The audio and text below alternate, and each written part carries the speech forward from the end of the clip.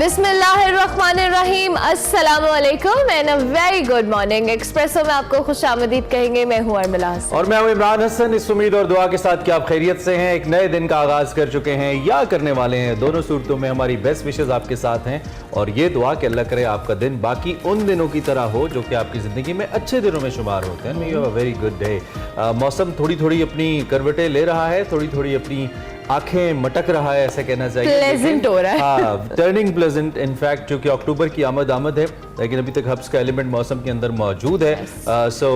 ये तो नहीं कह सकते कि बदल गया है, लेकिन आई एम लुकिंग फॉरवर्ड कि जल्दी से मौसम तब्दील हो और कब मैं सर्दियों के कपड़े निकालूं। हाँ, वैसे ये वेदर बड़ा कंफ्यूजिंग होता है, इसमें समझ नहीं आ रही होती। अभी मेरे ख्याल से अक्टूबर मिड तक हम उस सिचुएशन में आ जाएंगे कि पंखा चलाएंगे तो सर्दी लगेगी, बंद करेंगे तो गर्मी लगेगी। सो ये वाला वेदर बड़ा जो ट्रिकी सा होता है, उसमें आपको कपड़ों वार्डरोब की समझ आ रही होती है कि किस तरह के कपड़े पहने जाए। सो वार्डरोब स्विच करना भी मुश्किल है। और दूसरा ये है कि मुझे लगता है कि हमारे गर्मियों के कपड़े कंपैरेटिवली ज्यादा इस्तेमाल होते हैं अब। पहले तो ये होता था कि आधा साल सर्दियों के कपड़े, आधा साल गर्मियों के। अब गर्मियों के तकरीबन 8 या 9 महीने कपड़े इस्तेमाल। सर्दियों के कपड़े तो पहनने का मौका ही नहीं मिलता, इसीलिए अक्सर नए ही रहते हैं। तो ये है। वैसे इससे पहले कि हम आगे बढ़े, आपके पास अगर कुछ सर्दियों के कपड़े ऐसे हैं जो इस दफा आपने नहीं पहने तो किसी को दे दें, किसी की हेल्प कर दें। और वैसे ये अच्छी गुजर जाए। वेदर चेंज होने से पहले वार्डरोब को एक बार क्लेंजिंग उसकी जरूर करनी चाहिए, ताकि आपके जो कपड़े हैं जो इस्तेमाल में नहीं है वो किसी के काम आ जाए। क्योंकि बहुत सारे ऐसे लोग हैं जो जरूरतमंद होते हैं, तो किसी भी अच्छी जगह जाए वहां पे उनको तरतीब से पैक करके बहुत जरूरी है। खैर जी, क्रिकेट से हम स्टार्ट किया करते हैं। आजकल cricket is always our first story. So Pakistan cricket team पूरी कौम की आंखों का तारा है, राज दुलारा है। और टीम हमारी रवाना हो गई अपने अपने बैग के साथ वाया दुबई टू इंडिया। और पाकिस्तान टीम ने वर्ल्ड कप खेलना है। कल हमारे कप्तान की स्टेटमेंट आई, बड़ी हौसला अफजा स्टेटमेंट थी, हमें बहुत अच्छा लगा। बाबर आजम ने कहा, why you talk about top 4, We gonna win the World Cup. इंशाल्लाह। Amazing brother। बिल्कुल ऐसी ये वाला हौसला हमें चाहिए, ये वाली पुश चाहिए हमारी टीम को। और बाबर ने अच्छी बात की, उन्होंने कहा इस टीम ने नंबर 1 बनाया था, यही टीम वन साइडेड मैचेस भी जिताएगी। आई मीन बाबर को इसी एग्रेसिव माइंडसेट के साथ जाना है। This is all we need Babar Azam. We need good cricket, good effort, and बाकी जीत हार तो दोनों में से एक ही होती है। साथ साथ उन्होंने ये भी कहा था कल के अगर हम हारते हैं तो एज अ टीम हारते हैं, जीतते हैं तो एज अ टीम जीतते हैं। हमारे में आपस में बड़ा एतमाद है, एक बड़ी अच्छी जो कह ले ताल्लुक है। सो कल एक पिक्चर भी आई जिसमें बड़े वेस्ट कोच पहने हुए हमारे प्लेयर्स बड़े जबरदस्त लग रहे थे। जो वर्ल्ड कप स्क्वाड था उसकी एक पिक्चर जारी की गई पीसीबी के ऑफिशियल पेज पे। नहीं, उन्होंने नहीं कराई, वो अफगानिस्तान ने कराई थी। पाकिस्तानी ये वाली पिक्चर की मैं बात कर रही हूँ। बड़े अच्छे लग रहे थे हमारे प्लेयर्स। और इसकी एक वजह है ना, ये दुआ वाला जो काम है ना, ये हमारे प्लेयर्स हम पे छोड़ के जाते हैं। कैसे जा रहे हैं, तुसी दुआ करो भरोसा। हम में से दुआएं कर रहे हैं, अल्लाह करे। और कल 29 है आई गेस। कल परसों वार्म अप मैच है जी हमारे न्यूजीलैंड के साथ, और बगैर शायकीन के होगा। हैदराबाद के अंदर ये मैचेस का आगाज होगा एंड वी होप के इंडियन क्राउड, वैसे इंडिया ने कोशिश तो पूरी की है कि इंडिया के अंदर पाकिस्तान को उस तरह से सपोर्ट ना मिले, पर हम यहाँ पर पाकिस्तान के अंदर बैठे हुए अपनी टीम को बैकअप भी करेंगे, उनको चेयर भी करेंगे, और हमें एक्साइटमेंट भी है। और अल्लाह करे कि हमारी टीम जो है बड़ा अच्छा परफॉर्म करे और इंडिया के अंदर इंडिया को हरा के इंशाल्लाह। 9 घंटे का स्टे है दुबई एयरपोर्ट के ऊपर हमारी टीम का, और उसके बाद वो हैदराबाद दक्कन के लिए रवाना होगी। वर्ल्ड कप हीरो कौन बनता है? बाबर आजम ने एक बड़ी अच्छी बात की, उन्होंने कहा हम अपने फैंस को मिस जरूर करेंगे, लेकिन उन्होंने इंडियन फैंस के हवाले से कहा कि वहां से भी हमें प्यार मिलता है, तो हम एक्सपेक्ट करते हैं कि वहां पे भी अच्छा क्राउड होगा। पाकिस्तान के जो तमाम मैचेस के टिकट्स हैं पाकिस्तानी क्राउड ना होने के बावजूद फरोख्त हो चुके हैं। और उन्होंने एक्सपेक्टेशंस यही जाहिर की कि जो इंडियन क्राउड, और हम भी उम्मीद करते हैं एंड आई बिलीव कि समहाउ इंडियन क्राउड जो है पढ़ा लिखा है, उसमें कुछ ना कुछ तब्दीली जरूर आई होगी अब की बार। And they will support both of the teams. हम ये नहीं कहते कि आप अपनी टीम को छोड़ के हमारी टीम को चीयर करें, लेकिन आप अच्छा बिहेव तो कर ही सकते हैं। अच्छा, वैसे नॉर्मली हम जब मैं पोस्ट वगैरह पे नीचे कमेंट भी पढ़ूं तो हमारे जो इंडियन फैंस होते हैं या दीगर लोग होते हैं इंडियन, वो बड़ा पाकिस्तानी टीम के प्लेयर्स को सपोर्ट भी कर रहे थे। आई होप कि ये एंथुसियाज्म या ये एक रुझान हमें स्टेडियम के अंदर भी देखने को मिले। दो कि अपनी टीम को जरूर सपोर्ट करें, but at the end of the day हमारी टीम को तंग ना करें, मतलब उनको आप हौसला अफजाई नहीं कर सकते। तो अच्छा ऑडियंस होने का सबूत दें और टीम के साथ अब अच्छे से उनको जो कह ले देखें मैच, अच्छी गेम आपको देखने को मिले। इससे अच्छी बेहतरीन बात और क्या हो सकती है? इंडिया वर्सेस पाकिस्तान इंडिया के अंदर होने जा रहा है। So we are really looking forward to that इंशाल्लाह जी। Hope for a good match. Mother of all matches आपको आगाह करते रहेंगे। ये थी हमारी टॉप स्टोरी। अब आगे बढ़ते हैं और बड़ी खबर के बारे में बता।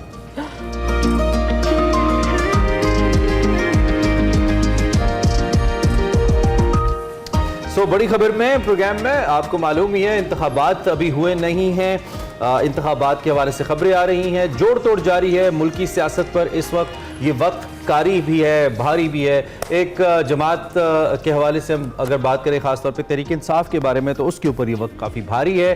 पहले तहरीक इंसाफ के साबिक़ अरकान के ग्रुप की एक जमात तहरीक इस्तेहकाम पाकिस्तान पार्टी के नाम से सामने आई। इसमें आपको मालूम है दर्जनों तहरीक इंसाफ के जो स्टार वॉर्ड्स थे वो उसके अंदर गए, और फिर बाकी अरकान भी शामिल हुए। और फिर खैबर पख्तूनख्वा में परवेज़ खटक साहब ने PTI पार्लियामेंटेरियंस के नाम से एक जमात बना दी, तहरीक इंसाफ पार्लियामेंटेरियंस। इन दोनों जमातों से कबल हम अगर बात करें, पीपल्स पार्टी और नून लीग रहनुमाओं ने मिलकर री इमेजिनिंग पाकिस्तान के नाम से एक पार्टी बनाई थी। उसमें आपको याद होगा मुस्तफ़ा नवाज़ खोखर थे, शाहिद खकान अब्बासी थे, मिफ्ता इस्माइल थे, और भी काफ़ी लोग थे इसके अंदर। तो उन्होंने मुख्तलिफ शहरों में सेमिनार्स किए थे, मगर कोई खातिर खा इक़दाम इसके बाद सामने नहीं आए थे। मगर अब ये खबरें आ रही हैं कि री इमेजिनिंग पाकिस्तान के नाम से एक नई जमात आ रही है, और इसका इजहार एक तकरीब में गुज़िश्ता रोज़ पार्टी रहनुमाओं ने किया। और मैं मिफ्ता साहब का एक TV इंटरव्यू भी सुन रहा था, उसमें भी उन्होंने कहा कि देयर इज़ नो हार्म, हम इसमें बात कर रहे हैं और ये हो सकता है कि हम एक नई पार्टी के साथ सामने आ जाए। सवाल ये है कि अगर इस सियासी जमात का सरबराह कौन होगा, और दीगर 150 से ज़ायद जो सियासी जमातें हैं उनमें से ऐसी जमात क्या कर पाएगी जो मौजूदा सियासी बहरान में जगह बनाए, और क्या मौजूदा सियासी हालात में नई सियासी जमात की स्पेस मौजूद है, और क्या कोई नई सियासी जमात मुल्क की मसाइल का हल निकाल सकती है। दूसरी जानिब जी, गुज़िश्ता रोज़ निगरान वज़ीर दाखिला सरफराज बुगटी साहब का नवाज शरीफ की वापसी पर जो बयान है वो खासा ज़ेर बहस रहा, जिसमें उन्होंने कहा कि नवाज शरीफ को अदालत से जमानत ना मिली तो गिरफ्तार करेंगे। इस पर लीगी क़यादत हमें खासी भरम नजर आई। साबिक वफाकी जो वज़ीर दाखिला है राना सनाउल्लाह साहब, उन्होंने यहाँ तक कह दिया कि सरफराज बुगटी साहब साबिक वज़ीर दाखिला शेख रशीद का अंजाम देख लें, उनका बयान हद से तजावुज है। दूसरी जानिब जी, लीगी क़यादत की बरहमी पर सरफराज बुगटी ने यूटर्न लिया और कहा कि उनके बयान को सियासी रंग दिया गया है, निगरान हुकूमत का कोई सियासी एजेंडा नहीं है। आप इस बयान के ऊपर और मौजूदा सियासी सूरत हाल के ऊपर, और क्या कोई नई सियासी जमात इमर्ज हो रही है, इस पर बात करेंगे। नवीद हुसैन हमारे साथ मौजूद है, सीनियर तर्जकार, उनसे हम बात करते हैं। बुगटी साहब ने वैसे मुझे तो नहीं लगता कोई गलत बात की है। उन्होंने कहा जी कानून अपना रास्ता लेगा, अगर वो मुल्जिम है तो उनको कानून गिरफ्तार करेगा, नहीं है तो वो घर जाएंगे, सीधी सी बात है। लेकिन पता नहीं क्यों नून लीग इतनी बरम हुई है, किसी दुखती रग पे हाथ पड़ा है। नवीद हुसैन साहब हमारे साथ मौजूद है। नवीद साहब, thank you very much and good morning. आप ठीक ठाक हैं, खैरियत से? जी, thank you very much and good morning to you. Thank you very much, आपने हमें ज्वाइन किया। आपको हमने थोड़ा सा आपकी आसानी के लिए इंट्रो रिपीट कर दिया। वैसे तो आई बिलीव ये सब कुछ न्यूज़ में आपने देखा ही होगा, जो ताज़ा तरीन सूरत हाल चल रही है। आपका मौजूदा सूरत हाल के ऊपर ओवरऑल क्या तज्जिया है पाकिस्तान के पोलिटिकल सिनेरियो में, ख़ास तौर पर ये जो नून लीग का स्टैंस है नवाज शरीफ को लेकर, क्योंकि कुछ शर्मगोइयाँ भी होने लगी थी कि क्योंकि नैब केसेस दोबारा खुल रहे हैं तो शायद मियाँ साहब ना आए, और फिर आएँ तो क्या उनका ये प्रोटोकॉल होगा कि वो दोबारा से जेल जाएँ। कल वैसे खुर्रम दस्तगीर ने ये भी कहा था कि हो सकता है आएँ, मीनारे पाकिस्तान जाएँ और अगले दिन अदालत जाएँ। तो आपका क्या टेक है सर ओवरऑल सिचुएशन पे? अच्छा, देखिए, सबसे पहले जो आपने जिक्र किया, मैं 100% उससे एग्री करता हूँ कि बुगटी साहब ने कोई गलत बात नहीं की। एक कन्विक्टेड आदमी है जिसको अदालतों से सजा हो चुकी है, तो कानून अपना रास्ता कानून को लेना चाहिए। अगर तो हम एक फंक्शनल डेमोक्रेसी हैं, अगर हम एक जमहूरियत हैं जहाँ पे एक आइन है, जहाँ पे रूल ऑफ लॉ है, तो रूल ऑफ लॉ फिर सबके लिए होता है। ये नहीं कि रूल ऑफ लॉ जो है वो एक छोटे से चोर के लिए जो है उसको तो हम पकड़ के उसको बांध दें, और एक शख्स जिसको अदालतों से सजा हो चुकी है उसके लिए हम कुछ और जो है प्रेफरेंशियल ट्रीटमेंट जो है वो एक्सपेक्ट करें। तो अब आप वाली बात दुरुस्त है, शायद वो नून लीग की किसी दुखती रंग पे जो है हाथ रख दिया गया है। लेकिन इसके साथ साथ एक और चीज जो बहुत इम्पोर्टेंट है और देखने की है, वो ये है कि अभी गुज़िश्ता कुछ अरसे से हम ये देख रहे थे कि शायद जो है वो पावर दैट बी जो है, जो कि पॉलिटिकल इंजीनियरिंग करते हैं, जो कि यहाँ पे किसने आना है, जिसको उर्फ़े आम में सेलेक्ट भी किया जाता है, कि उनका झुकाव जो था वो नून लीग की तरफ था। इससे पहले जो पीडीएम की गवर्नमेंट रही, तो पीडीएम की गवर्नमेंट के दौरान हमें ये लग रहा था कि Noon league since face of the government बनी हुई है, और जो उनकी कारकर्दगी रही उसमें कोई अच्छी कारकर्दगी नहीं रही, बल्कि इकोनॉमिकली देखा जाए तो बहुत ही बुरी कारकर्दगी थी। तो ये लग ये रहा था कि PMLN जो है वो अपनी कारकर्दगी के बोझ के तले दब जाएगी और पीपल्स पार्टी के लिए राह हमवार की जा रही है। लेकिन हमने ये भी देखा है कि पाकिस्तान में बार बसा औकात ये हुआ है कि जो मिड रेस जो है वो घोड़े तब्दील कर दिए जाते हैं, और यहाँ भी कुछ ऐसा लग रहा है कि मिड रेस घोड़े तब्दील हुए और फिर जो है वो मुस्लिम लीग नवाज के ऊपर हाथ रखा गया। और हम ये भी देख लें कि जो केयर टेकर गवर्नमेंट सामने आई, उस केयर टेकर गवर्नमेंट में हमारे इवन केयर टेकर जो हमारे प्राइम मिनिस्टर साहब हैं वो भी एक जमाने में मुस्लिम लीग नून के साथ रहे। वो बलूचिस्तान में जो पाकिस्तान मुस्लिम लीग नवाज की सनाउल्लाह जहरी की हुकूमत थी उसके वो तर्जुमान रहे। ये अलग बात है कि उन्होंने बाद में जो है वो बाप पार्टी बना दी और नून लीग का वहां से बलूचिस्तान से ऑलमोस्ट जो है उसको रूट आउट कर दिया। इसके साथ साथ जो बाकी केयर टेकर सेटअप में जो लोग हैं, फवाद हसन फवाद साहब हैं, अहद चीमा साहब हैं, उमर सैफ साहब हैं, ये वो लोग हैं जो कि सारे जिनकी पॉलिटिकल एफिलिएशन या पॉलिटिकल इंक्लिनेशन जो है वो नोन है, वो सबको पता है। तो वो यही तासुर यही मिल रहा था कि सिलेक्टर ने शायद जो है उनको सिलेक्ट कर लिया है और इसी जोन में शायद नवाज शरीफ साहब ने आने का भी अच्छा नवीद साहब, अभी सॉरी मैं आपको इंटरप्ट कर रही हूँ, आपने भी एक बात की कि जो इन तमाम लोगों के आपने नाम लिए जो निगरान सेटअप का हिस्सा हैं, उनका रुझान कहीं ना कहीं मुस्लिम लीग नून की जानिब रहा है। लेकिन कल जो सरफराज भुट्टी साहब की स्टेटमेंट आई और उस पर जिस तरह से नून लीग के जो लोग हैं उनका रिएक्शन आया, चाहे वो मरियम औरंगजेब हो, राना सनाउल्लाह हो, अब तो क्या उस जो एक इमेज है या परसेप्शन है उसको चेंज करने के लिए तो नहीं कहीं ट्विस्ट किया गया कि जो इल्जामात लग रहे थे या जो एक तासुर आ रहा था जी के निगरान सेटअप का नून लीग की तरफ रुझान है उसको ब्रेक किया जाए? देखिए बात यही मैं कर रहा था कि बेसिकली अब नून लीग के पास तो इलेक्शन में जाने के लिए परफॉर्मेंस तो जीरो है। आप देखें मेरे ख्याल में वर्स्ट परफॉर्मेंस रही है ये जो पिछले 12-14 महीने रहे हैं पाकिस्तान में PDM की गवर्नमेंट के। अगर आप इकोनॉमिकली देखें तो वो पाकिस्तान में मेरे ख्याल में इससे बुरा वक्त नहीं रहा। तो अब बात ये है कि मुस्लिम लीग अपनी परफॉर्मेंस के बोझ तले दब चुकी है। फिर इनका जो नैरेटिव था जिसकी वजह से नवाज शरीफ को जो है वो एक जमाने में पॉपुलैरिटी मिली, वो उनका वोट को इज्जत दो का नैरेटिव था। वो नैरेटिव जो है वो जो वोट ऑफ नो कॉन्फिडेंस लेके आए और इमरान खान साहब की गवर्नमेंट को उन्होंने गिराया, और वो भी अब बातें सामने आ रही हैं। मुशाहिद हुसैन साहब ने उस दिन बात की, वो भी इन्हीं की पार्टी के हैं, उन्होंने ये बात की कि जनरल बाजवा साहब जो है वो इमरान खान की गवर्नमेंट को गिराना चाहते थे और हमने उनका साथ दिया, हम बेनिफिशरीज हैं उनके। तो फिर इन्होंने अपना वोट को इज्जत दो का वो नैरेटिव जो है उसको तो कुर्बान कर दिया। वो शायद वक्ती फायदे के लिए जो सामने आया उस सूरत में जो पार्लियामान ने जो फिर कवानीन पास किए, जो सेल्फ सर्विंग लॉज पास किए, तो अब मेरे ख्याल में सिर्फ उनके पास जो है वो परफॉर्मेंस है नहीं, नैरेटिव वो अपना पहले। अगर आप वैसे मुझसे पूछें अब ये दोबारा से अगर मुझसे नवीद साहब पूछें तो मेरे में परफॉर्मेंस तो किसी के पास भी नहीं है। इन सब की परफॉर्मेंस पाकिस्तान के ऊपर इस वक्त ये जो 35-36 हज़ार अरब कर्जा है ना, ये सबकी परफॉर्मेंस है। मैं सबकी बात कर रहा हूँ कलेक्टिवली, ये हमारे सियासतदानों की ओवरऑल परफॉर्मेंस है। तो मेरे ख्याल में अवाम के लिए तो अगर आप चले जाएं, हम पिछले 25-30 साल का ट्रैक रिकॉर्ड क्या देखें, अवाम के लिए वो है जिस वक्त वो देख रहे हैं, जो 300 लीटर 350 का वो पेट्रोल डलवा रहे हैं, 200 की चीनी खरीद रहे हैं, यही सबकी परफॉर्मेंस है अपने तौर पर। और परफॉर्मेंस पे तो पता नहीं अवाम को, मुझे लगता है इंतखाब में हिस्सा भी लेना चाहिए या नहीं, लेना जरूर चाहिए जमहूरी अमल के अंदर। खैर अब आगे जो नवाज शरीफ साहब के लिए मैं आपसे बात कर लेता हूँ, चूंकि हर पार्टी के पास अपना एक कार्ड होता है, that hidden card, you know, that they like to play at certain point of time. इस बात में कोई शक नहीं है कि जो नून लीग की पॉपुलैरिटी है उसको बहुत बड़ा डेंट पड़ा है उनके पिछले 1-1.25 साल के अंदर। लेकिन उसके बावजूद वो इस बात को एक तो पिछली हुकूमत पे डालते हैं, दूसरा नवाज शरीफ के हवाले से वो कहते हैं कि बिकॉज ही वाजंट देयर, उन्होंने लीड नहीं किया तो शायद वो पॉलिसीज नहीं बन सकी। And then they always talk about a credible name in international community कि नवाज शरीफ साहब का नाम एक क्रेडिबल नाम है, उनके ताल्लुकात ममालिक के हुक्मरानों के साथ अच्छे हैं, और कुछ हद तक ये बात ठीक भी है, हमने देखा है। तो ये कार्ड कितना काम करेगा उस डेंट को, उस डैमेज को कम करने के लिए जो नून लीग को हो चुका है पिछले 1-1.25 साल में?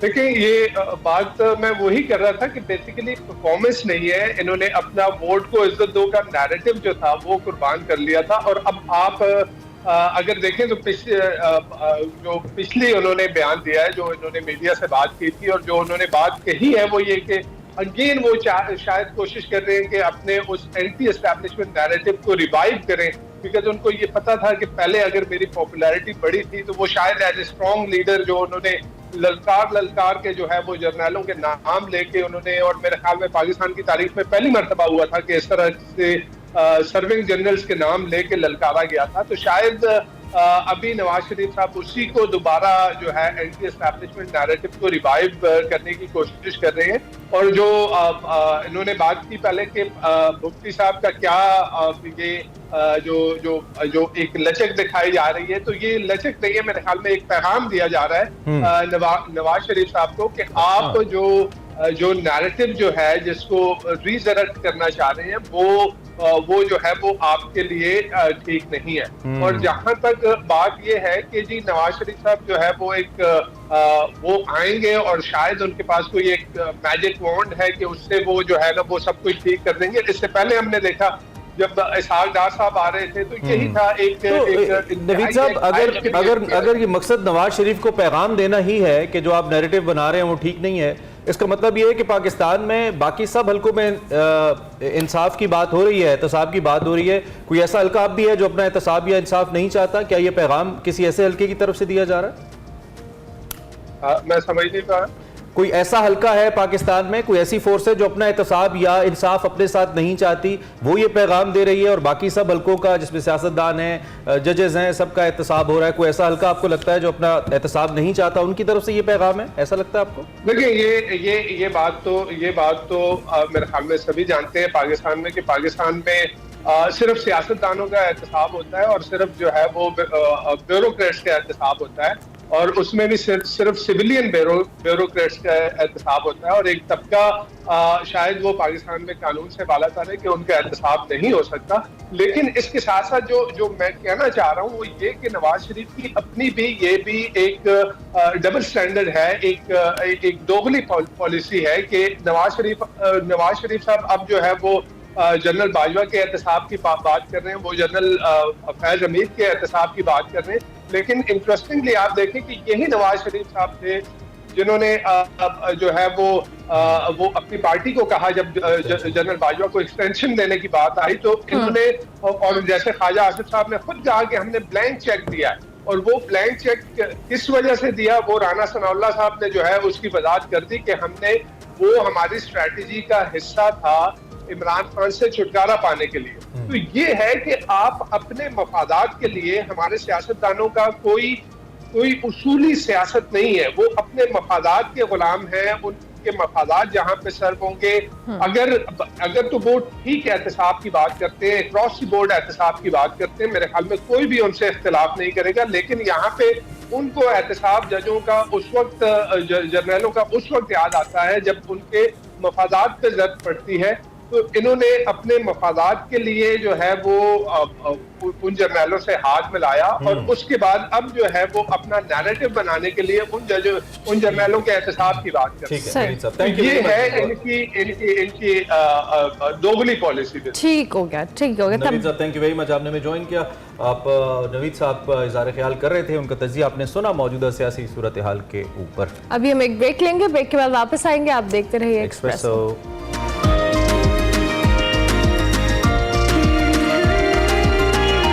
Welcome back to Expresso. बात करते हैं चीन में 19वें एशियन गेम्स के हवाले से जो कि जारी हैं, जिसमें पाकिस्तान का 262 रुकनी दस्ता शरीक है। हमने आपको इसके बारे में आगाह किया था। मुख्तलिफ खेल हैं जिसमें पाकिस्तान भी पार्टिसिपेट कर रहा है, और पाकिस्तान को जब बुलाया गया था आई रिमेंबर तकरीब में तो कहा गया था आयरन ब्रदर पाकिस्तान, तो हमें बहुत अच्छा लगा था। खैर, आज साथ वाली हमारे साथ इस वक्त वॉलीबॉल वाली जो टीम है वो मौजूद है, और वॉलीबॉल टीम ने गुज़िश्ता रोज़ भारत के खिलाफ अपना मैच खेला। न सिर्फ खेला, इसमें रिवायती हरीफ भारत को 3-0 से हराया भी, और 5वीं पोजीशन अपने नाम की। पाकिस्तान ने 1990 के बाद पहली बार एशियन गेम्स में टॉप 5 में जगह बनाई है। भारत के खिलाफ पाकिस्तान का जो जीत का स्कोर है वो बड़ा शानदार रहा और बड़े अच्छे तरीके से पाकिस्तान ने उनको बीट किया।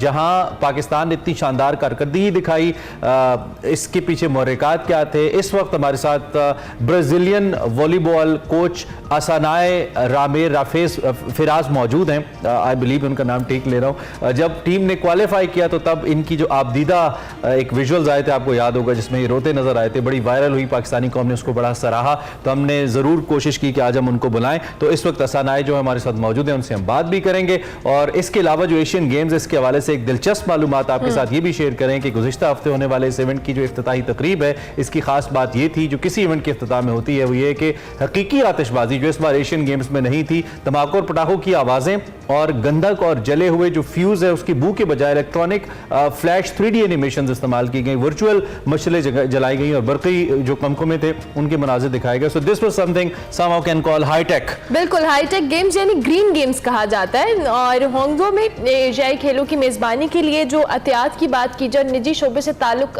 से होने वाली जो आमदन है उसका मार्च तक जो तखमीना है वो करोड़ों डॉलर लगाया गया था। और क्योंकि शहरों में अगर बात करें, शहर के खेलों में 56 यहाँ पे मैदान है और 30 तरबियती मकामात हैं और खिलाड़ियों के लिए 5 देहात की तामीर के साथ साथ जो बुनियादी ढांचा है उस पर बड़ी सरमायाकारी भी की गई है। एशियन गेम्स में जो पाकिस्तानी वॉलीबॉल टीम है उसकी परफॉर्मेंस पे हम बात करेंगे। कल इनका भारत का, जिस तरह हमने आपको बताया, मैच हुआ था, इसी पे बात करेंगे। और जिन ब्राजीलियन कोच की हम बात कर रहे थे, जिनकी सोशल मीडिया पर वीडियो बहुत वायरल हुई थी, असनॉय, वो हमारे साथ इस वक्त मौजूद है। जिनको कुछ समझ नहीं आ रहा कि हम क्या बात कर रहे हैं। और मुबश्शिर रजा हमारे साथ मौजूद है। Thank you very much for joining us, असनॉय। I hope you are doing well. You are live with us on Express News. Anything you want to say in the start? Tell us about your achievement. Pakistani volleyball team achieved a great match yesterday. How do you feel about it? I'm felt so proud of our team, our players. They did an amazing tournament, but the results we got came by the hard work they did. And, it's time now to celebrate the Pakistan volleyball. And I respect Pakistan a lot.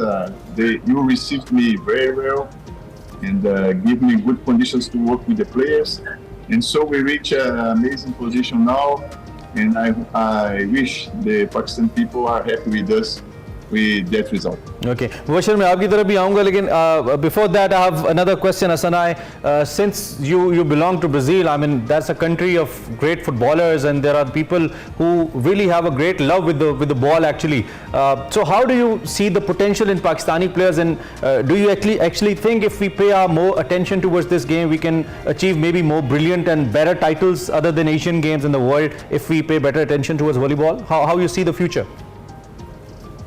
Okay, our performance show us that we are close to the top 4 teams. We have big potential. Our players has amazing physical condition. They have amazing situation to learn the things. And also they are hungry to improve and reach another level. Now we need a bit more international experience to those players. And I hope with this performance we can also get new sponsors for the federation to support them reach another level. Okay, that's amazing, that's Mubashir, आपसे भी हम बात करेंगे। आप बताएं, कल आपका match हुआ, इंडिया को आपने शिकस्त दी, बड़ी अच्छी परफॉर्मेंस रही आपकी वॉलीबॉल ओवरऑल टीम की। अब थोड़ी सी अपनी गेम को देखकर, गेम के हवाले से बताएं, कैसा रहा कल का मैच? जी, मैं सबसे पहले अल्लाह पाक का शुक्र अदा करता हूँ कि अल्लाह पाक ने हमें इंडिया के खिलाफ बड़ी अच्छी जो है वो हमें विक्ट्री दी है। सो हम यहाँ पे रुकना नहीं चाहते थे। हमारी जो हम जब पाकिस्तान से आ रहे थे तो हमारा ये माइंड सेट बना हुआ, तो हमने विक्ट्री स्टैंड पे खड़े होना है। अनफॉर्चुनेटली हम एक मैच क्वार्टर फाइनल जो हारे हैं वो अनलकी, हम हार तो गए। सो उसके बाद जब हमें ये पता चला कि सीडिंग में हमारा मैच इंडिया के साथ आ रहा है, तो उसके बाद लड़कों का जो जज्बा देखने को मिला, जो हमें सपोर्ट मिली हमारी नेशन से, सो उस चीज़ ने हमें बहुत ज़्यादा बकअप किया। हम बड़ा जोश और जज्बे के साथ खेले हैं और अल्हम्दुलिल्लाह लड़कों ने बड़ा अच्छा परफॉर्म किया। लड़के ज़हनी तौर पे और लड़के बॉडी वाइज भाई फिजिकली भी लड़के बहुत रेडी थे और अल्हम्दुलिल्लाह बड़ा अच्छा परफॉर्म किया लड़कों ने और हमने जो है ना इंडिया को हराया। बहुत फख्र है हमें आप पे, बहुत अच्छा खेले हैं माशाल्लाह आप, आपकी टीम भी। So Hasan I would like to talk about that particular video that made you famous overnight in the whole country. Everybody was talking about that video. You were so emotional. At the same time, you know, it was someone so dedicated to the game and to the team, you know, which is actually having somehow new players, not that experienced and at all. So what was your feel when you got to know that there was a video that got actually famous and every Pakistani was actually loving your appearance? What was your feeling at that time? I didn't expect that. Was one Brazilian journalist covering the event, and he spoke to me in Portuguese, my mother language, and that situation pushed my feelings up. And everything I said in that video was the real truth. Since I started working in Pakistan, I saw those boys with a lot of dreams. And one dream was reach this position we are now. And when they asked me how I'm feeling about that victory, I just remember all the process they passed, how many fought they did, how many things they left to be here in Pakistan national team. And in the conditions we have, of course, Mr. Yaqub and the federation are giving us amazing conditions that they can. But we cannot compare the facilities food China, Japan, Iran, Korea, they have to work. So it's really overcoming joy, and my feelings came from heart, and they deserve all my feelings because they are loyal players. Great. Them alone. They represent clearly the Pakistan environment. What they represent also the Pakistan potential for sports. That's We believe on sportsmen. You need to support them because they can do more.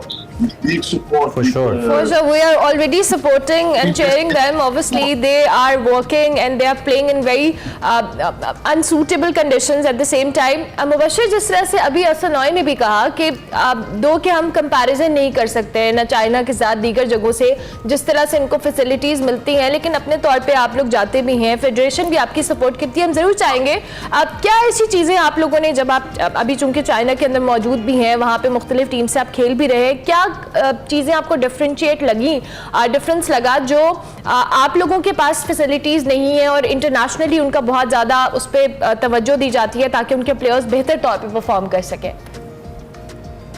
जी, मैं इस पे बात करना चाहूँगा कि हमारे जो nation है, मोस्टली हमारे लोगों को स्पोर्ट्स के बारे में शऊर ही नहीं है।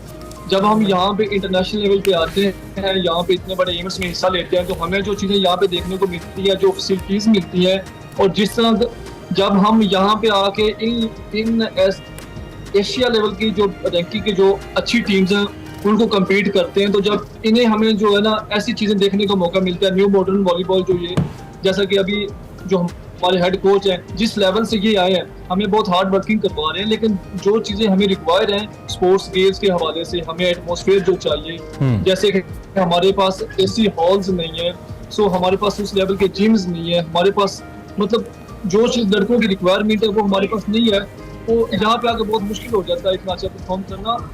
उसके बावजूद भी हमें हमारे लड़कों को जिस तरह हमारे हेड कोच ने हमें यहाँ पे रेडी करके लाए हैं और थोड़ी अच्छी जो लड़कों की फिजिकल फिटनेस के हवाले से, सो मैं उम्मीद करता हूँ कि जो चीजें हमारे पास नहीं है अगर वो इन लड़कों की जाए इंशाल्लाह। नहीं, हम भी उम्मीद करते हैं और अपील भी करते हैं। अगर chief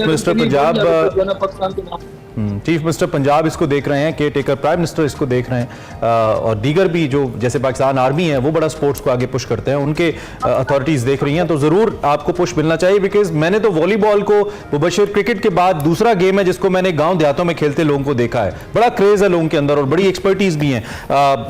okay, let's get back once again. So असनॉय, anything that you like to add towards the basic structure of volleyball in Pakistan, like being an international coach, any suggestions that you have in your mind? If we can work on those grounds, we can make volleyball better. If you could suggest something to the authorities who might be watching you right now.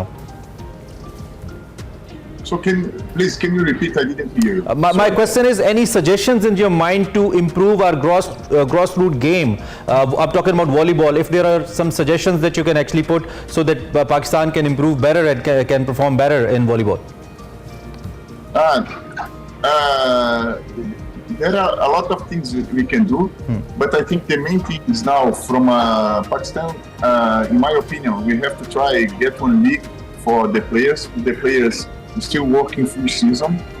And another point, I think we have to travel to Europe to play against great national teams which have better level than us.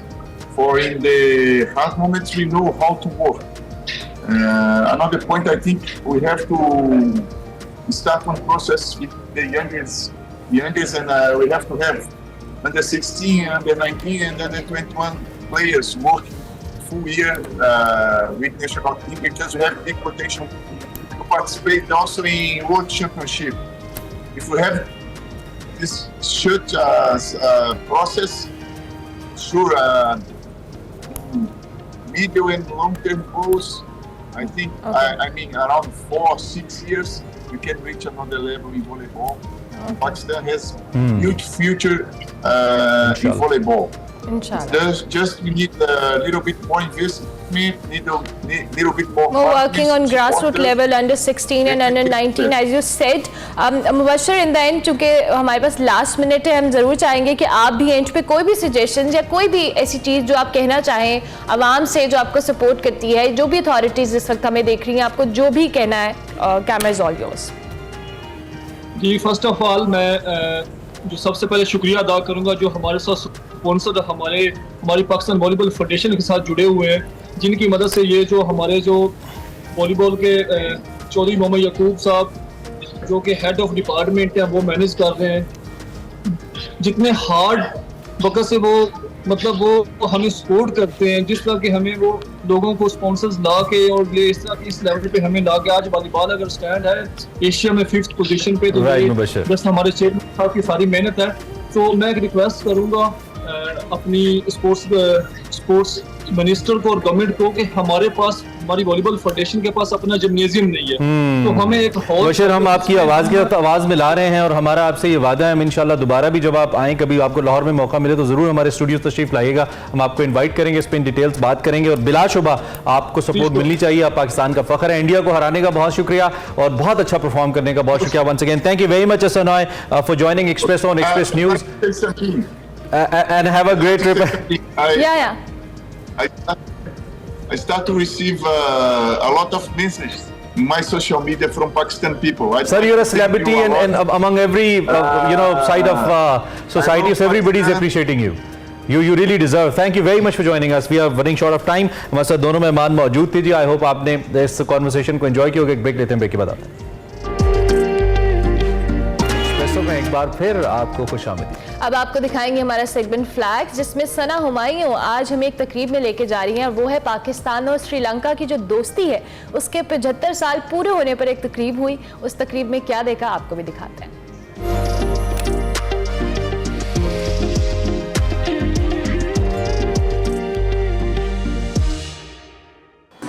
अस्सलाम वालेकुम, welcome to flags. आज आपको खुशामदीद कहती हूँ और मैं मौजूद हूँ एक बहुत ही खूबसूरत कलरफुल कल्चरल इवेंट में।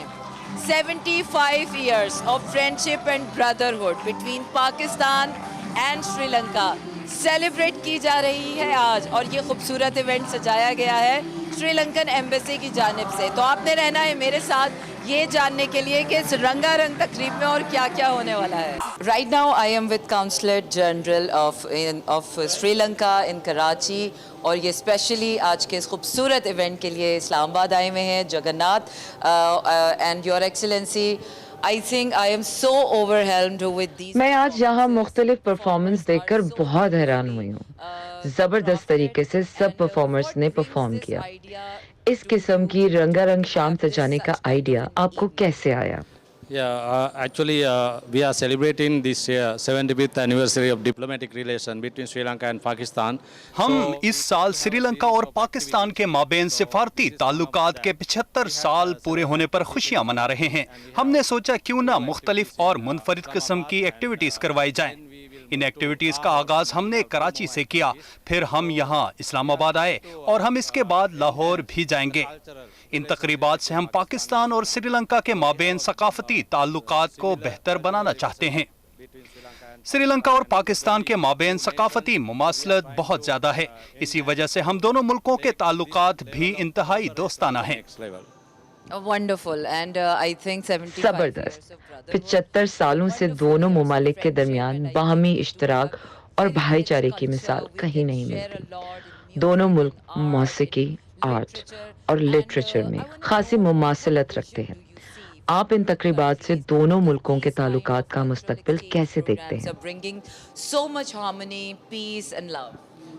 Of course, cultural is सकाफत ही वो सबसे अहम चीज है जिसके जरिए दोनों मुल्कों के लोगों को करीब लाया जा सकता है।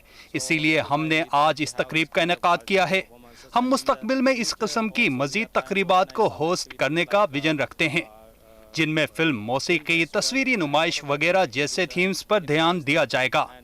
इसी तरह श्रीलंका में पाकिस्तान का हाई कमीशन भी ऐसी तकरीबात को होस्ट कर रहा है।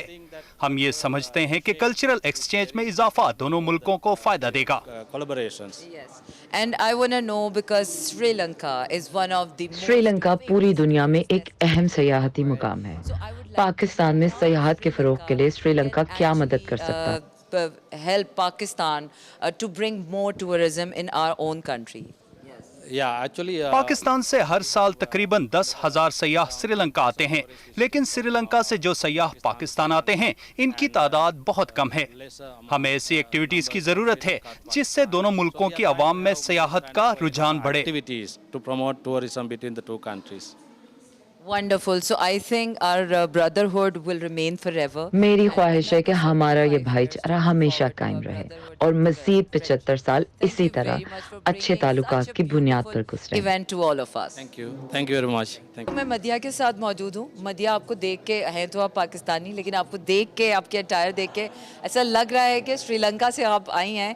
And it's such a beautiful event. I तो thoroughly enjoyed. What are your views on this? मैं श्रीलंका से तो नहीं आई फिलहाल, लेकिन yes, I visited Sri Lanka about 2 years ago and traveled thoroughly from Colombo to मैं 2 साल पहले श्रीलंका गई थी। मुझे वहाँ की सकाफत बहुत पसंद आई।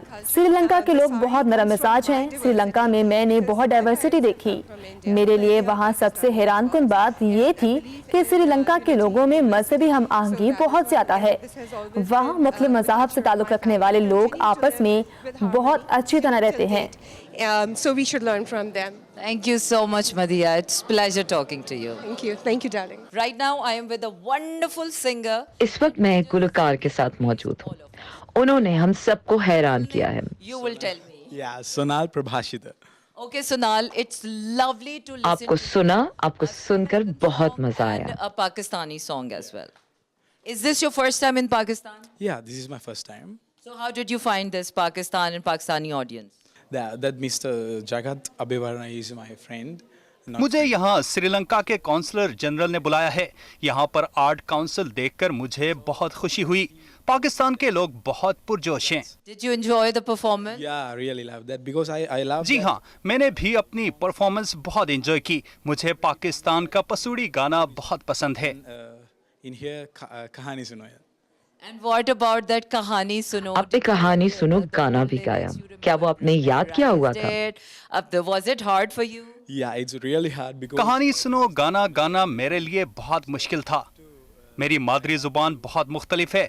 मैं सच कहूँ तो मुझे गाने के लिरिक्स का मतलब पता नहीं था, इसलिए मुझे याद करने में मुश्किल हुई। Wonderful, wonderful. We thoroughly enjoyed your performance, even in Sri Lanka. जबरदस्त। हमने आपके तमाम गाने एंजॉय किए। यहाँ से किस किस्म की यादें आप घर वापस लेकर जाएंगे? Any good memory that you're taking along with you while you're returning to Sri Lanka? I like that foods. यहाँ का खाना और लोग मुझे बहुत याद आएंगे। पाकिस्तान के लोग बहुत अच्छे हैं। Really helpful and really respectful, so I like that.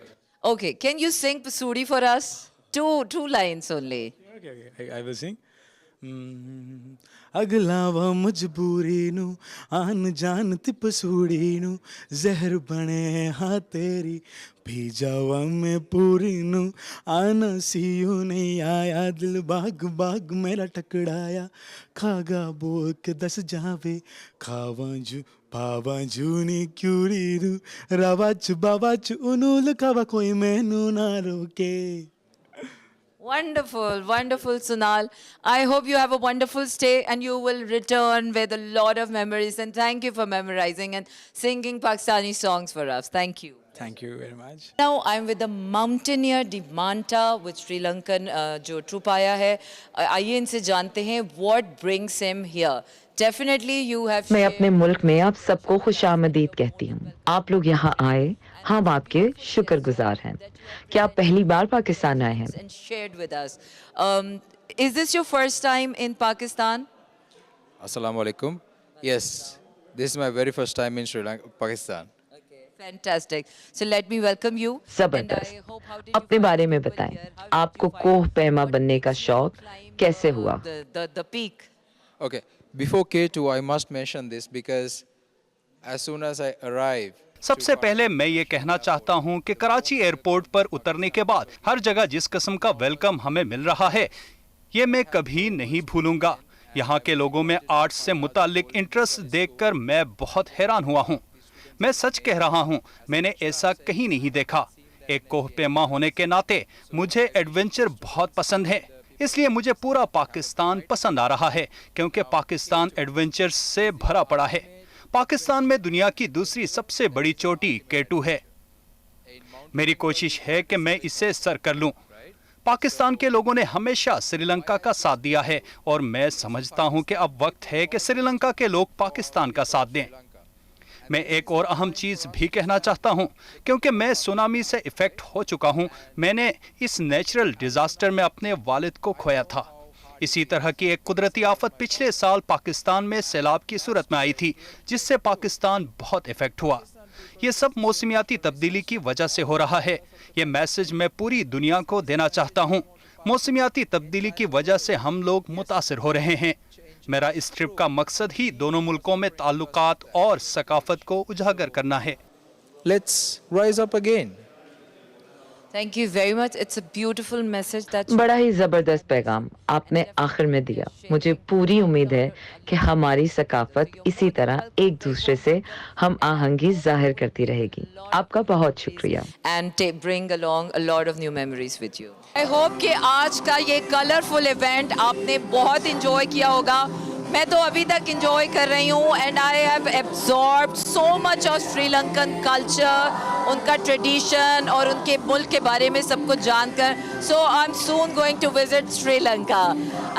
आपसे मुलाकात होगी अगले हफ्ते. अपना रखिए ख्याल. मुझे दीजिए इजाज़त. अल्लाह हाफ़िज़. Welcome back to Expresso. Pakistan समेत दुनिया भर में आज सयाहत का आलमी दिन मनाया जा रहा है और इस दिन को मनाने का मकसद आपको मालूम है, सयाहत का फ़रोग़ है. जो नए सयाहती मकामात हैं उनकी तलाश है. आसार कदीमा को महफूज बनाना है. सयाहों के लिए ज़्यादा से ज़्यादा और जदीद सहूलियात पैदा करनी है. सयाहत के लिए आने वाले जो मुख्तलिफ शायकीन हैं उनके तहफ़्फ़ुज़ के लिए जो नए सयाहती मकामात हैं उन तक रसाई को आसान बनाना है. और ख़ास तौर पर जो सयाहत के लिए जो बदलती तरजीहात हैं या इसकी जो डिजिटल ट्रांसफॉर्मेशन है इसके ऊपर काम करना है. पाकिस्तान, इसमें कोई शक नहीं है जी, we have got great resources. Pakistan में सयाहत के लिहाज से हम अक्सर जब बात करते हैं, लेकिन जब भी इस पोटेंशल को अनटैप पोटेंशियल को देखने की बात आती है तो हम शायद ज़माने कदीम में चले जाते हैं. लेकिन पाकिस्तान ऐसे रीजन में वाक़ है जहाँ पे कुदरती तौर पर टूरिज़म का बहुत पोटेंशियल है, चाहे वो लैंडस्केप उसको देखने के हवाले से हो, चाहे वो रिलीजियस टूरिज़म हो, किसी हेरिटेज हो, एग्जैक्टली हिस्ट्री हो. सो पाकिस्तान का शुमार जोग्राफियाई लिहाज से और महल वक़ूअ के लिहाज से दुनिया के उन खुशकिस्मत तरीन ममालिक में होता है जहाँ पे बुलंदो बाला पहाड़ भी हैं, वसी और ज़रखेज़ मैदान भी हैं, and everything that you call it. आज के इस सेगमेंट के अंदर दूसरी ने एक बड़ा इंपॉर्टेंट मैंने रेफरेंस दिया, जो औलिया अल्लाह के मज़ारात हैं, मुख्तलिफ मजहबी तहजीबें हैं, तारीखी मंदिर हैं, सिखों की कदीमी इबादत गाहें हैं। तो आज के इस सेगमेंट के अंदर हमने सोचा कि हम इस पर बात करें, ये पोटेंशियल कितना हमने इसको एक्सप्लोर किया है, मजीद इसको कैसे हम इस्तेमाल कर सकते हैं और दुनिया को दिखा सकते हैं पाकिस्तान। बिल्कुल, और हम एक्सप्रेसो में कोशिश करते हैं कि टूरिज्म को लेके, सियाहत को लेके हम ज़्यादा से ज़्यादा बात करें, और पहले दिन से हमारी कोशिश रही है। टूरिज्म एंड ग्रीन इन्वेस्टमेंट जो है इस साल थीम है इस डे का, इस पे भी हम बात करेंगे। हमारे साथ आसिफ बिलाल लोधी साहब मौजूद हैं, सेक्रेटरी सियाहत है, उनको खुश आमदीद कहते हैं। Thank you very much Asif साहब, बहुत शुक्रिया। आज वर्ल्ड टूरिज्म डे है, और जिस तरह से मैंने इस साल का टॉपिक भी बताया जो है इस हवाले से टूरिज्म एंड ग्रीन इन्वेस्टमेंट, क्या कहेंगे और पाकिस्तान किस तरह से सेलिब्रेट कर रहा है इस दिन को? जी बहुत शुक्रिया। सबसे पहले तो मैं इस डे के हवाले से बात करता हूँ।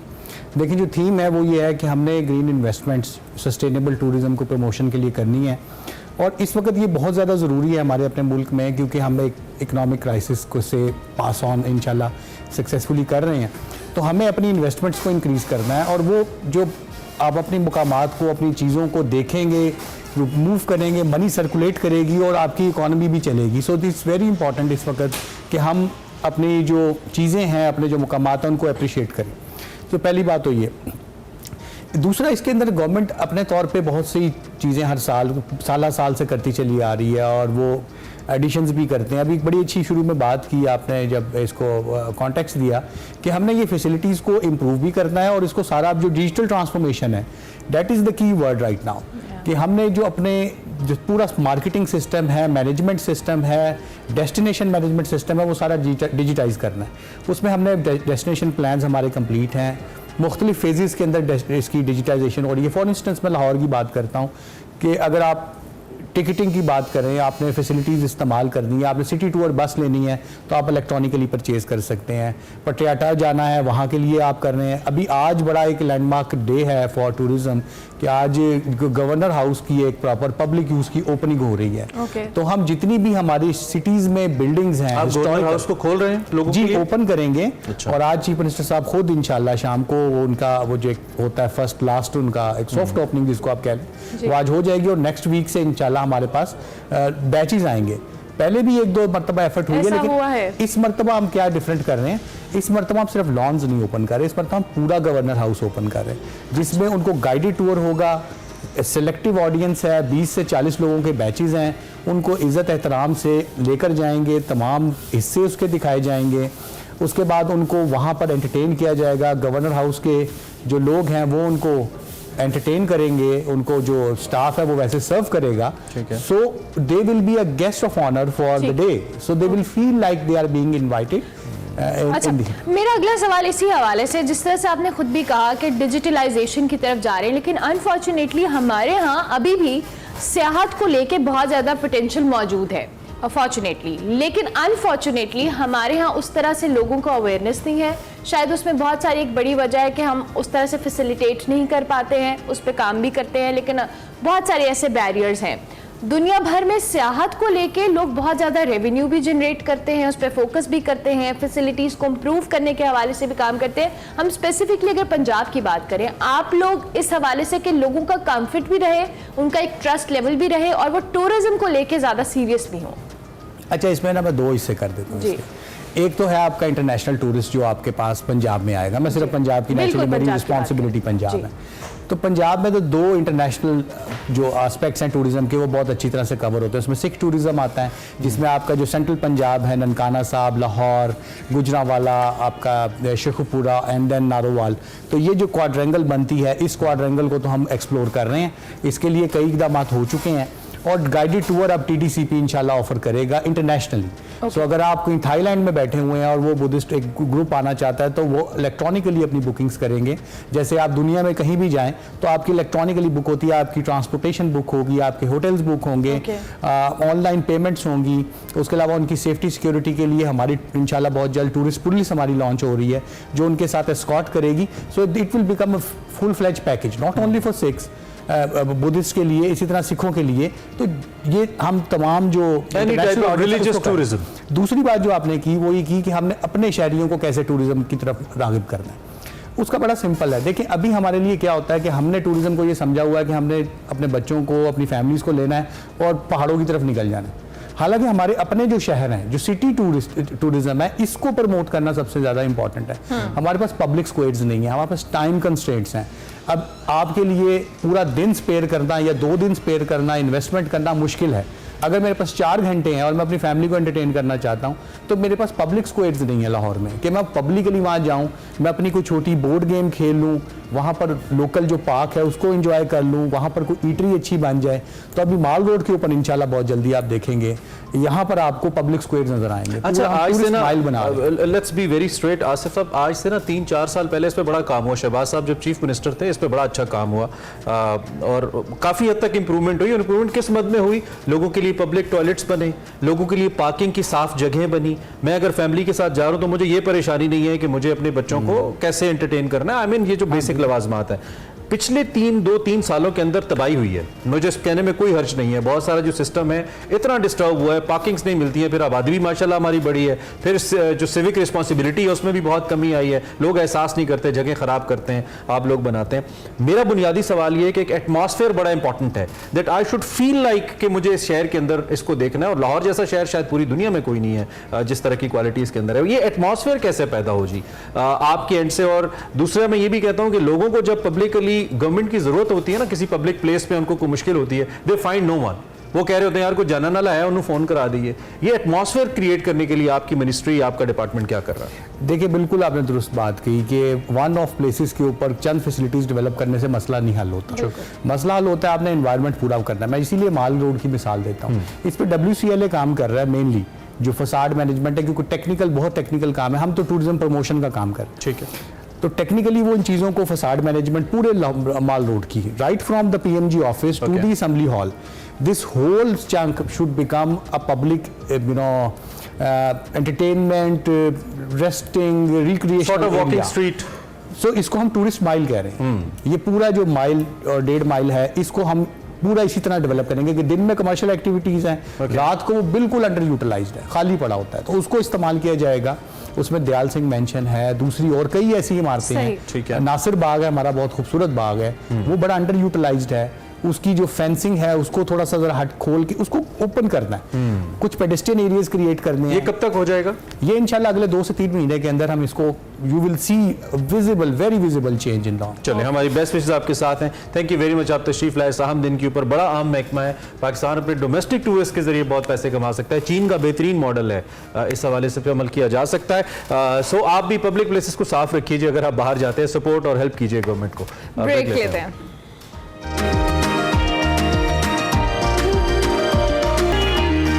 खुद से ज्यादा टीम पर एतमाद है। टॉप 4 की बात ना करें, वर्ल्ड कप लेकर आएंगे। बाबर आजम की ये स्टेटमेंट कल से हमारे दिलों की धड़कन बनी हुई है और हम बहुत खुश हैं। गेम जैसी भी हो, अपना बेस्ट करना है। पाकिस्तान टीम ने इंडिया के लिए रवाना हो चुकी है और उम्मीद ये की जा रही है कि पाकिस्तान की टीम इंशाल्लाह इस दफ़ा बेहतरीन कारकर्दगी का मुजाहिरा करेगी। फिल वक्त हम स्टिल वर्ल्ड नंबर 1 हैं, तो उम्मीद करते हैं कि वर्ल्ड कप में भी हम नंबर 1 रहेंगे। क्रिकेटिंग डिस्कशन है और अब्बास भाई हमें ज्वाइन कर चुके हैं as usual in the studio, senior sports analyst हैं। इनसे जरा हम तबसरा ले लेते हैं कि ये इस पे क्या कहेंगे। लेकिन सबसे पहले ऑफ एयर चूंकि अब्बास भाई से वीज़ास को हम डिस्कस कर रहे थे कि इतनी देर क्यों की और फिर वीज़ास मिले भी तो हमें इतना प्रेशर क्यों रहा। इसी वजह अब्बास भाई, ओवरऑल पाकिस्तान टीम चली गई है, वर्ल्ड कप आने को है, इवेंट ऑफ क्रिकेटिंग वर्ल्ड, कैसे देख रहे हैं जी आप? जी बहुत बड़ा इवेंट है लेकिन बहुत छोटा दिल है भारत का, क्योंकि पाकिस्तान टीम के वीज़े जो है एक मामूल की बात होती है। ज़ाहिर है एक होस्ट एग्रीमेंट होता है जिसके तहत ICC को सारे फ्रीकैन बताते हैं कि हम आएंगे और वो कहते हैं कि हम इनको होस्ट करेंगे और हमारी ये जिम्मेदारी है कि हम इनको वीज़े भी दें। और ये वीज़ों का सारा मामला करना था भारतीय बोर्ड ने, लेकिन इन्होंने इतना ज़्यादा लटकाया है कि 24 घंटे पहले पाकिस्तान टीम को पासपोर्ट वसूल हुए हैं और वो भी बहुत ज़्यादा प्रेशर डालने के बाद ICC को पाकिस्तान ने ख़त लिखा, उसमें तहफ़्फ़ुज़ात का इजहार किया, होस्ट एग्रीमेंट का याद दिलाया कि 3 साल पहले से ये बात चल रही है कि वक्त पे आने पे वीज़ों के मसाइल ना हों। तो ये बार बार इंडिया की तरफ से इसी तरह का होता है। ये डकोसला कोई ना कोई छोड़ा जाता है जिससे वो मामला को लटकाया जाए, नफसियाती तौर पे जिच किया जाए, अज़ियत दी जाए। इससे फर्क तो ये पड़ना चाहिए कि टीम को अब ज्यादा जोश और जज्बे से खेलना चाहिए। हाँ, लेकिन वैसे वो कोशिश उनकी होती है कि इस तरह से मोराल डाउन हो। और ये पिछले दिनों पाकिस्तान की फुटबॉल टीम जो है उनको ये कहा कि मालदीव से आपको वीज़े जारी कर दिए जाएंगे इंडिया के। जब टीम ने वहाँ जो उनका इवेंट था वो उन्होंने खेल लिया, तो उसके बाद जब ये वीज़ों का डिमांड किया तो उन्होंने तकरीबन 3 से 4 घंटे का डिले किया। अच्छा। उसके नतीजे में इनको फ्लाइट्स जो है वो चेंज भी करनी पड़ी और जो मुतबादल फ्लाइट्स पाकिस्तान टीम को मिली वो मुंबई से बेंगलोर थी और फिर इस तरह से करके उनका रूट भी सारा चेंज हो गया। तो 1 करोड़ 38 लाख रुपए का नुकसान हुआ पाकिस्तान फुटबॉल फेडरेशन को। तो इस तरह के मसाइल जो हैं वो खामखा जान के क्रिएट किए जाते हैं। अब टीम पहुंच गई है और ऑब्वियसली रास्ता जाएगी दुबई और टीम का जो ओवरऑल सिलेक्शन है हमने उस पर भी बात की है। मैचेस जब स्टार्ट होंगे, पहला मैच हमारा वार्म अप है जो बगैर शायकीन के है, उस पर भी इंडिया की कुछ हडर्मी हमने देखी है। कैसे देख रहे हैं ओवरऑल टीम को, एक कॉम्बिनेशन को, और किस तरह की परफॉर्मेंस एक्सपेक्ट हमें करनी चाहिए? बाबर आजम तो माशाल्लाह खासे कॉन्फिडेंट भी है और अच्छी बात भी है एक तरह से।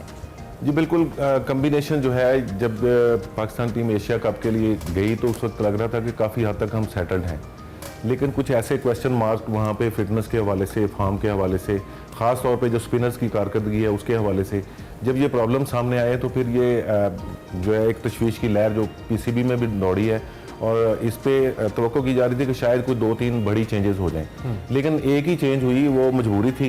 ज़ाहिर नसीम शाह का को मुतबादल लेना था, लेकिन अब वो जनरेटर को लिया है, हसन अली जिनको जनरेटर कहते हैं। तो जनरेटर जो है वो आमतौर पे तो जब लाइट नहीं आ रही होती उसी वक्त इस्तेमाल होता है। वैसे डीजल तो मेरा क्वेश्चन यही है कि उसका डीजल जो है वो कम लग रहा है, तो वो कहीं ये ना हो कि नई गेंद करने वाला बॉलर हमारे पास दूसरा कोई ना हो शाहीन शाह अफरीदी के साथ। और तो ये प्रॉब्लम मुझे नजर आ रहा है तक। लेकिन जो हसन अली के करीबी हलकों के लोग हैं वो तो बड़ी तारीफ कर रहे हैं। हम स्टिल हसन अली को बैक करेंगे अगर वो खेलते हैं पाकिस्तान के लिए, तुम्हारी बेस्ट विशेस उनके साथ हैं। क्राउड के हवाले से हमारे कंसर्न्स मौजूद है। अगर भारत को Pakistan versus New Zealand without spectators करवाना पड़ रहा है तो how you see Pakistan versus India? I mean दुनिया के सबसे बड़े क्रिकेट स्टेडियम में, नरेंद्र मोदी स्टेडियम में मैच हो रहा है, लाखों लोग हैं, तो सिक्योरिटी मेंटेन कर पाएंगे ये लोग? जी बिल्कुल, कंसर्न तो उनके हैं। मीडिया रिपोर्ट्स काफ़ी सारी आ रही हैं उनकी भारत की तरफ से, तो काफ़ी कंसर्न्स हैं उनके। जो पुलिस कमिश्नर्स वगैरह हैं वो इश्यूज़ को एड्रेस करने की कोशिश कर रहे हैं। 4 लेयर सिक्योरिटी है पाकिस्तान और जो इंडिया का मैच है, पांडे जी तो उसमें 4 लेयर सिक्योरिटी का उन्होंने कोई प्लान दिया है जो मैंने पढ़ा था। अच्छा। तो ये जो हैदराबाद वाला मैच है इसका थोड़ा सा किस्सा वही है जिसकी वजह से पहले शेड्यूल जो है वो तब्दील हुआ था। वो त्यौहार है 2, ईद मिलादुन नबी भी है। वार्म अप जो मैचेस है आवाज में, ये हमें कितना हेल्प करेंगे जी अपना एक अच्छा विनिंग कॉम्बिनेशन बनाने में? न्यूजीलैंड की team one of the best teams है और वाइट टीम है जो सेमीफाइनल्स में तो बहुत बार गई है, वर्ल्ड कप आज तक नहीं जीती। जी बिल्कुल, कल ये बाबर आजम से प्रेस कॉन्फ्रेंस में पूछा था कि आप कॉम्बिनेशन फुल एंड फाइनल समझते हैं या वार्म अप मैचेस में तजर्बात करेंगे, तो उन्होंने कहा कि हम तजर्बात करेंगे क्योंकि यही हमारे पास अपॉर्चुनिटी है। पाकिस्तान ने पहुंचना था 2 दिन पहले दुबई में, वहाँ पे रिकंडीशनिंग इनकी होनी थी, लेकिन ये जो वीज़ों का मसला हुआ है इसकी वजह से काफ़ी तखीर हो गई। तो इन्होंने फिर अपना शेड्यूल चेंज किया। अब 9 घंटे का इनका दुबई में क़याम है, उसके बाद इन्होंने पहुंचाना है हैदराबाद में सिर्फ इनके पास 1 दिन है वहाँ की कंडीशन जो है उनसे हम होने के लिए। तो उसके बाद फिर अगला वार्म अप मैच है और फिर थोड़ा सा रेस्ट है, फिर वार्म अप मैच है। तो उसमें ही पाकिस्तान को सब कुछ करना है क्योंकि प्लेयर्स जो है एशिया कप के बाद तो ज्यादा खेले नहीं है और बहुत सारे ऐसे कैंप भी नहीं हुआ, कोई मुख्तसर कैंप भी नहीं हो सका। इसमें आवाज में ज्यादातर प्लेयर्स वही हैं जो पहली दफा शायद इंडिया के अंदर जाके खेले, ऑलमोस्ट 99%। ये सलमान अली आगा जो है वो चैंपियंस लीग में वहाँ शरीक हुए थे लाहौर लायंस की तरफ से। और जो मोहम्मद नवाज हैं वो 2016 के वर्ल्ड कप भी गए में, हमें पता लगा सिर्फ नवाज गए में, वो चैंपियंस लीग में गए थे जो नेशनल टीम की तरफ से। मोहम्मद नवाज जो है वो 2016 का जो वर्ल्ड कप, उसके अलावा कोई नहीं गया। नहीं चले, ये अच्छी बात भी है एक लिहाज से, ताकि वो पहले परसेप्शन ऐसा ना बिल्ट हो, ऑलरेडी आपके ज़हन में तैयार हो। बस भी thank you very much, time थोड़ा कम था लेकिन बहुत शुक्रिया। क्रिकेट सेगमेंट को हमारे जो व्यूअर्स हैं सोशल मीडिया पे बहुत पसंद करते हैं। मतलब आई ऑफन सी कि सबसे ज़्यादा व्यूज़ हमारे क्रिकेट सेगमेंट के ऊपर आते हैं, so that's really amazing, thank you very much. हम एक ब्रेक लेते हैं, ब्रेक के बाद आते हैं तो आपको कुछ एक्सरसाइज वगैरह के लिए ज्वाइन कराते हैं। के आखिरी हिस्से में आपको खुश आमदीद कहेंगे और आपको हम एक्सरसाइज कराएंगे और एक्सरसाइज के लिए हमारे पास खुशी है। खुशी वेलकम, अस्सलाम वालेकुम, कैसी हैं आप? वालेकुम सलाम, आई एम गुड, आप लोग कैसे हो? बिल्कुल ठीक ठाक। खुशी आज आपका बैकग्राउंड हमें इतना अच्छा लग रहा है, हमें एक्सरसाइज देखने का आई लव इट टू हमें देखने का बहुत मजा आएगा, ऐसी फीलिंग आ रही है। सो क्या कराने वाली हैं आज आप? आज हम एब्स करेंगे। आई एम श्योर सबको पसंद है एब्स करना, लेकिन ये हर दिन या ऑल्टरनेट डेज पे करना ज़रूरी नहीं है, ठीक है? सो ये एक दिन ही आप करो तो इट्स गुड, वीक में एक दिन कर लें and you are good for the whole week. आपको ऑल्टरनेट डेज या रेगुलर करने की ज़रूरत नहीं है। सो गाइस हम 4-5 एक्सरसाइजेस करेंगे। Will start with some warm up, और जिसमें हम थोड़ी सी हाई नीज़ करेंगे, 60 high knees and then we're gonna do toe touches, and this we're gonna reach out for our toes, और ये हमने भी 30 times करना है, and then we're gonna go in plank position. This is just a warm up. Hands पे कर लें या elbows पे कर लें. We're gonna do 1 minute of warm up with plank hold, and then हम exercise start करेंगे. आपने जो भी exercise start करनी है, whether you're doing abs, whether you're doing different exercise, upper body, lower body, आपने warm up करना है. So we're gonna go on the ground. So we'll start with sit-ups, hands behind, cross sit-ups करने हैं हमने, hands behind your head, and when we lift up, we breathe out and we'll suck our stomach in. And right, cross, and then lift. Okay. Breathe in and exhale on the top. Feet hip width apart, knees bend. Second exercise, it's seated, knee tucks, hands behind your hips, chest upright, and stretch your legs, extend your legs, and bend it towards your chest again. And extend, breathe in, and exhale. Contraction is really important, इसलिए breathing important है. So do it slow, keeping your back straight. Press your hands against the floor, and then we go in plank position, and we're going to do a plank variation. Okay. On your elbows, and we're going to tuck our knee towards your chest. Plank knee tucks. Breathe out. Stomach in, hips tight.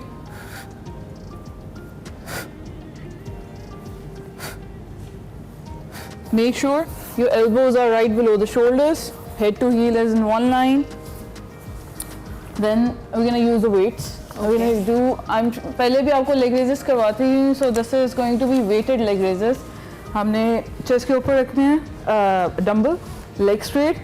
ये थोड़ी सी advance है, जो beginners हैं वो wait use ना करें. They can put their hands underneath their hips and back. Okay. Keep your leg straight. Weight कितना होना चाहिए Khushi? Depends 4, 5, 3. No more than that. Sorry, खुशी. It's okay. It's okay. People even Left with 30 seconds. Okay. I've seen guys doing with the bar as well. Oh wow! So are you done for today now? Huh? Are you done for today? No. Just one more. 20 seconds. Sure. Just one more exercise. So guys, it's gonna be a plank variation again. So same, on your elbows, shoulders right above your elbows, stomach in, posterior tilt, and hips side to side. Keeping your core engaged and hips tight. Breathe. Okay. Side to side and do it slower. Okay.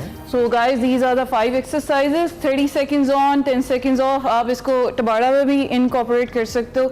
So guys, just 1 day a week and you're good to go. Good. Thank you very much. जब आप on air देखेंगे तो आपको पता लगेगा background बहुत अच्छा लगेगा. इसी नोट के ऊपर प्रोग्राम खत्म करते हैं. Thank you very much for watching us. इंशाल्लाह आपसे कल मिलेंगे. अपना ख्याल रखिए. अल्लाह हाफिज़.